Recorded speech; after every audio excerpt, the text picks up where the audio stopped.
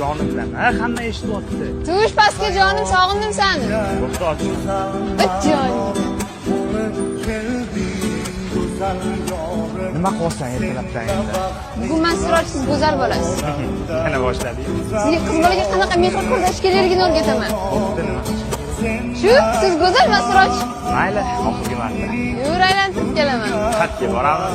Любой joyingga boraman. Restoran deysam, kafe deysam, xohlagan ovqatni olib beraman. Yur. O, intizor restoran bor, ishga bor. Nima yeysan o'zi? O'zim ham diyetadaman deyman-da, kirib olgandan keyin hamma narsalarni zakatga yeb tashladim.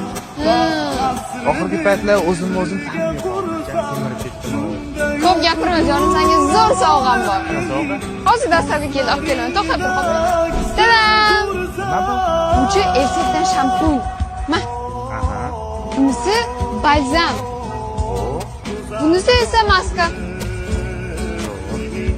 Bularni hammasi yangicha dizayn.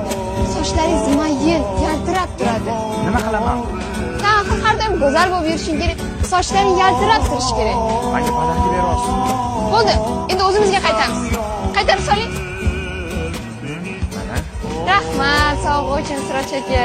Hozir shunda men podarka qildimmi desangiz? Ha? Siz olib bermaganingizdan keyin o'zimga o'zim olaman-da.